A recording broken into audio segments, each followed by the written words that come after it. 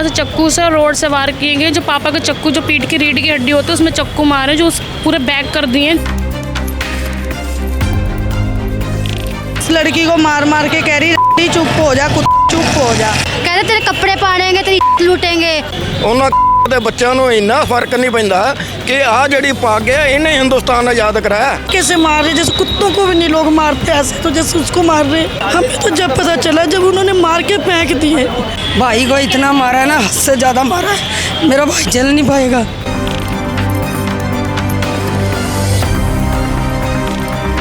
लड़ाई बच्चों की होती है, वैसी लड़ाई चल रही थी। इसका मतलब ये थोड़ी ना कि साला इतना मार देंगे। उसकी मम्मी ने ना, उसकी मम्मी गुंडागर्दी करती हैं जो एरिया में सेक्टर 16 में जो सबके मकान कब्जे कर लेती है। उनको मारपीट करके उनको घर से निकालती है, उनका मकान कब्जा कर लेती है। गुंडागर्दी करती है, वो सबके मकानों में मारपीट करती है और कब्जा करती है। और नाल उसके साथ है सोनू। एक बुजुर्ग की रिस्पेक्ट नहीं करी गई, एक बच्ची की रिस्पेक्ट नहीं करी गई, तो हमारा परिवार क्या सेफ है? आप खुद बताएं। चंदा इकट्ठा करके मैं अपने आदमी की जान बचा रही हूँ। हम ये कह रहे हैं हम सबको मार के तुम्हारा मकान कब्जा करेंगे पूरा। तो अपनी ताकत पूरी ला ले। और जो साडा समा आया तो फिर गिन के दसांगे की कर सकते हैं की नहीं कर सकते। कह रहे थे तुम्हारे को चाकू या गोली मार देंगे, तुम यहाँ से जा ही नहीं पाओगे। नमस्कार, दिल्ली अपडेट देख रहे हैं आप। मैं हूँ आपके साथ अलका। इस समय राजधानी दिल्ली के रोहिणी सेक्टर 16 में हमारी मौजूदगी है। यहाँ से एक ऐसा हैरत अंगेज मामला सामने आता है जिसे सुनने के बाद आपकी रूह कांप जाएगी। देखिए, राजधानी दिल्ली में जो चाकूबाजी की घटनाएं हैं वो आम हो चुकी है और इसी कड़ी में एक और देखिए घटना जुड़ जाती है। अभी मैं सोनतम हॉस्पिटल के बाहर मौजूद हूँ। बता दूं कि देखिए, बीते दिन यहाँ पे एक व्यक्ति अपने परिवार के साथ जा रहा था, वहीं कुछ लोग आकर उस पे चाकुओं से ताबड़तोड़ हमले कर देते हैं, जिसकी वजह से देखिए उनको इतनी बेरहमी से चाकुओं से गोदा जाता है कि अभी देखिए जो उनकी हालत है काफ़ी ज़्यादा क्रिटिकल बताई जा रही है। और साथ ही साथ जो आरोपी है उनके साथ ही साथ देखिए कुछ महिलाएं भी थी, जिन्होंने आप देख सकते हैं कि जो पीड़ित है उनकी आप ये बेटी को देख सकते हैं, साथ ही साथ आप उनकी वाइफ को देख सकते हैं।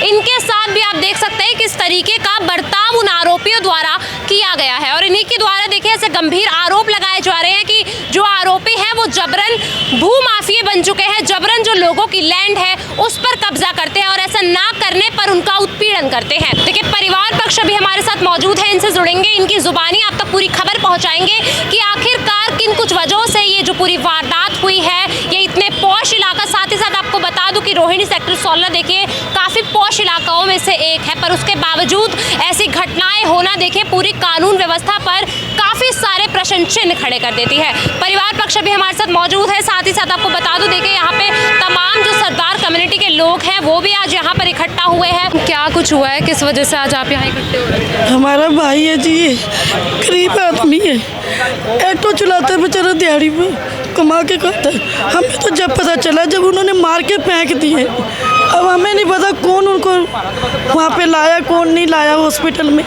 हमें तो जब पता चला जब हमारा भाई यहाँ पे बेहोश पड़ा था। क्या नाम है, क्या उम्र है? किसके भाई की उम्र है 45। क्या नाम है उनका? मंजीत सिंह। मेरा भाई है छोटा मेरे से। मैम, क्या हुआ था? किसी पुराने विवाद को लेकर ये सब किया? मैम, मुझे इतना तो नहीं पता, मैं तो थोड़ा दूर रहती हूँ। पर जब हमें पता चला जब इनको मार पीट के फेंक दिया था, मार के। कहाँ पे मारा गया है, किन लोगों द्वारा मारा गया है? कोई इधर कोई मद्रास वाला उधर है, उधर कहीं कुछ लेने पता नहीं आए थे, क्या था, सिलेंडर बनाने आए, मुझे तो ये भी नहीं पता। हमें तो जब पता चला लोगों ने बताया कि तुम्हारे भाई को बहुत मारा पीटा है। जब हम गए थे, जब मतलब पुलिस उठा के ले गई थी इनको।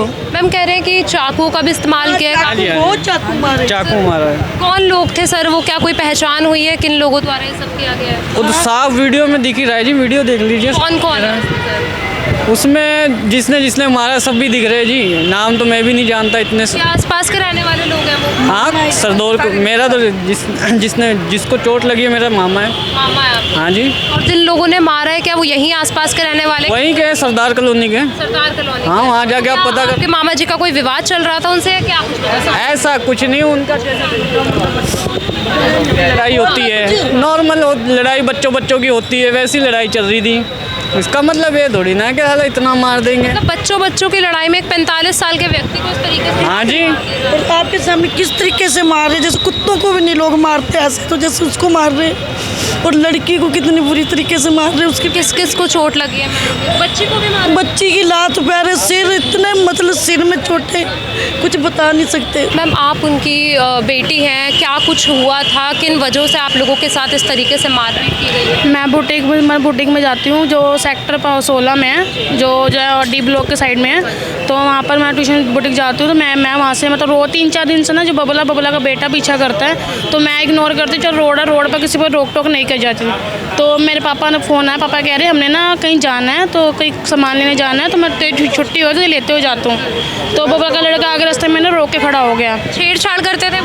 नहीं, उसकी मम्मी थी साथ में। उसकी मम्मी ने ना, उसकी मम्मी गुंडागर्दी करती हैं जो एरिया में सेक्टर 16 में, जो सबके मकान कब्जे कर लेती है, उनको मारपीट करके उनके घर से निकालती है, उनका मकान कब्जा कर लेती है। तो मेरा यहाँ से उसकी मम्मी ने आके यहाँ से पकड़ लिया कि चल मारपीट करने लगी। उधर से मेरे पापा मम्मी आ गए।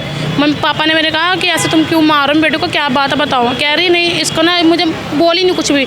इसका लड़का जो बाइक है स्प्लेंडर ब्लैक कलर की, उसमें ना वो रखता है रोड वगैरह या वो बैस बल्ले वगैरह, उसने बैस बल्ला निकाला, पापा के सर में मारने लगा। मैं पापा मम्मी को लेके भाग गई। जो पिछले जो आप पे किन कुछ वजहों से ऐसे हाथ डाला, आपके दुपट्टे पे किन कुछ वजहों से उनकी माँ ने? मेरी बेटी को बहुत बेरहमी से मारा गया। क्यों मारा मैम, क्या वजह थी? पहले कोई वजह नहीं थी, कोई वजह नहीं थी। गुंडागर्दी करती है, कहती है सबके मकानों में कब्जे करती है। मतलब अपना दबंगाई दिखाने के चक्कर में ये सब अब गुंडागर्दी करती है, वो सबके मकानों में मारपीट करती है और कब्जा करती है। नाल उसके साथ है सोनू। कॉलोनी में उसने बहुत जानों के कब्जे कर रखे हैं। दोनों मिलके मतलब एरिया में किसी को मारपीट करके उनके कब्जे कर लेते हैं, उनको घर से निकाल देते हैं। कभी उनको मार आपके पिताजी पे चाकू से वार किए गए हैं? मेरे पापा से चक्कू से रोड से वार किए गए। जो पापा के चक्कू, जो पीठ की रीढ़ की हड्डी होती है उसमें चक्कू मारे, जो पूरे बैक कर दिए, जो नीचे का हिस्सा जो पूरे डैमेज कर दिया उन्होंने। कितने लोग वहाँ पे मौजूद थे उस दौरान जब ये पहले 2 जाने थे, तो उसके बाद इन्होंने बबला ने फ़ोन किया, 6-7 जाने और आ गए। टोटल ये 10-12 जाने थे, जिसमें से 2 पकड़े गए हैं, बाकी सारे खुलेआम घूम रहे हैं। 10-12 जनों ने मिलकर एक 45 साल के व्यक्ति हाँ जी। और आपको भी वहीं पे इस तरीके से मारा? हाँ जी, मुझे रोड मारी उन्होंने। आपको भी मारा है रोड से? हाँ जी। इनको तो ऐसे लटा के मेरी बेटी को वीडियो सोशल मीडिया पे डाली हुई है, सब चीज़ों पे गई है, जो हर चीज़ पे गई है। चक्कू मारे, पैरों पे चाकू मारे? हाँ जी, हाँ जी। और हाथों पर रॉड से? हाँ जी, पूरी बैक साइड पर नीली पड़े हुए, बिना किसी वजह के साथ? बिना किसी वजह से।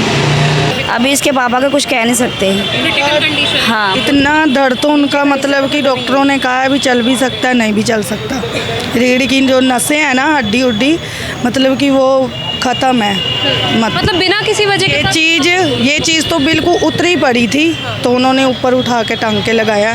मतलब कि बहुत बेरहमी से मार। 10 से 12 लोग झुंड बनाकर हाँ। इस तरीके से मारपीट करते हैं। हाँ, और इस लड़की को मार के कह रही चुप हो जा, चुप हो जा। गालियाँ भी दी हैं इन्हें? बहुत ज़्यादा। जो 2 लड़कियां शरेआम घूम रही हैं, जो अभी भी हमारे घर के नीचे इतना लड़कियां घूमती है, सोनू घूमता है, ये सोनू पकड़ा जाए और सोनू का सोनू के ऊपर कार्रवाई की जाए। वो कहती है ये मेरी बेटी है, इसको भी बोलते हैं। मुझे कहते हैं तेरे साथ भी कपड़े पाड़ेंगे, तेरे लड़के अभी हम और छोड़े तेरे पीछे। मैं ना सिलाई सेंटर जाती है 1 नंबर गली में, कहते तेरे कपड़े पाड़ेंगे, तेरी लूटेंगे। क्यों पर ही मारेंगे? किन वजहों से? पता नहीं क्यों कह रहे, मेरे को भी कहते तेरे को मारेंगे।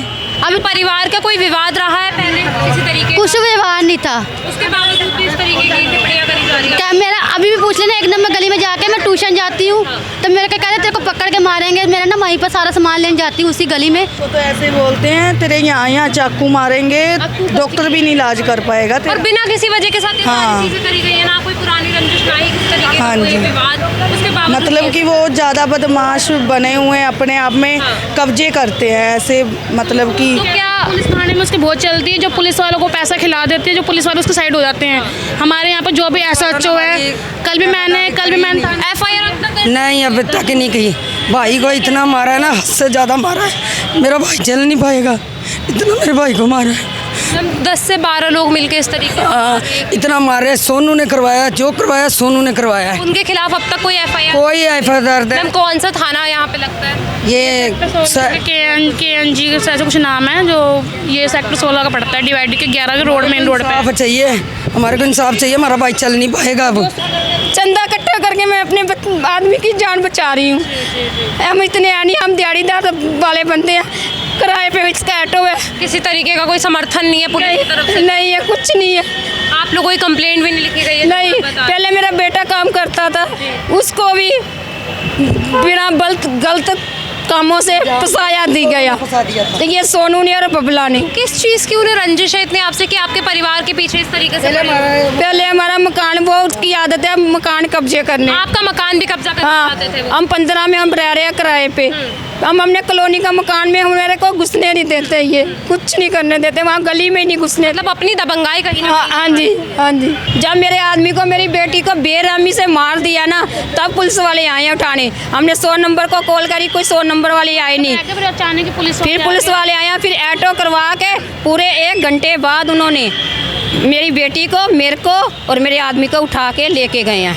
वहाँ भी जाके पुलिस वालों ने भी किसी तरीके का नहीं फेंक दिया। 1.5 घंटे बाद आके कौन सा हॉस्पिटल ले जाया गया था? अम्बेडकर हॉस्पिटल, जो वहाँ जाके ऐसे फेंक दी इन्होंने मैम मम्मी रोड पे लेट हुए थे, बस पापा को इन्होंने एडमिट करवाया पुलिस वालों ने, बल्कि हम दोनों को इन्होंने बिल्कुल नहीं देखा। आपको भी इस तरीके से? हाँ, रोड पे अम्बेडकर के बाहर ऐसे फेंक के आ गए थे। सर, जिस दौरान ये घटना हुई आप कहाँ पे थे? क्या आप वहाँ मौजूद?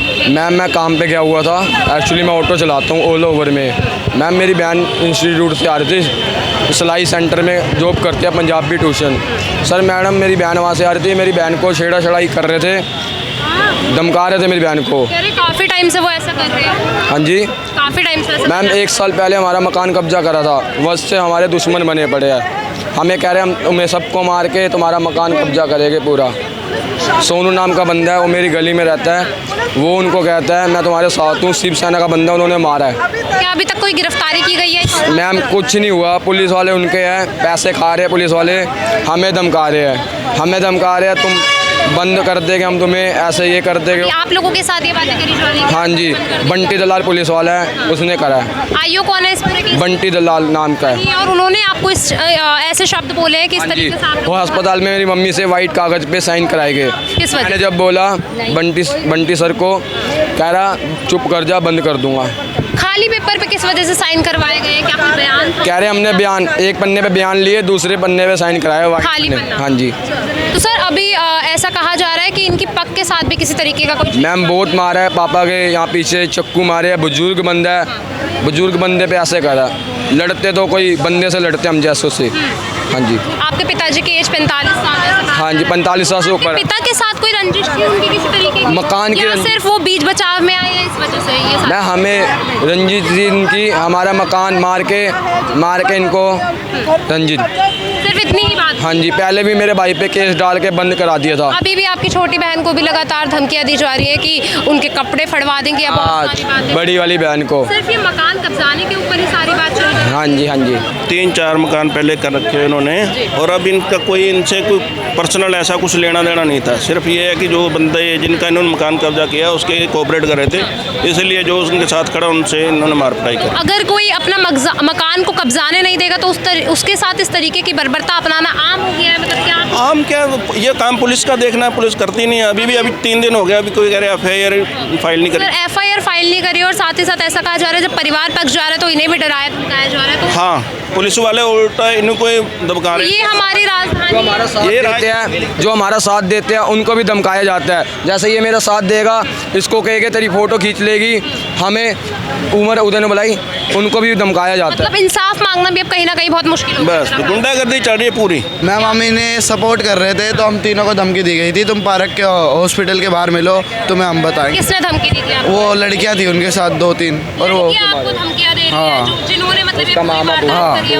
हाँ जी, भूरा, और एक सोनू DCP था उनके साथ, और एक बबला थी। और पुलिस की भी मिली भगत थी मतलब? ऐसा अभी कंफर्म नहीं कह सकते, लेकिन लग रहा था जब हम जिप्सी आए उस टाइम वो मार रहे थे तो रुके नहीं। उनका नाम है, वो पुलिस वाला नहीं है। पुलिस वाला नहीं है? हाँ, नाम तो जब आप सामने आए तो आपको क्या कुछ धमकियां दी गई है? कह रहे थे तुम बाहर मिलो, तुम्हें हम बताएंगे, कह रहे थे तुम्हारे को चाकू या गोली मार देंगे, तुम यहाँ से जा ही नहीं पाओगे। मतलब सबको आपको भी इसी तरीके की धमकियाँ दी? सेम यही धमकी थी जी, क्योंकि कोई भी होता नॉर्मल सी बात है, बचाएगा।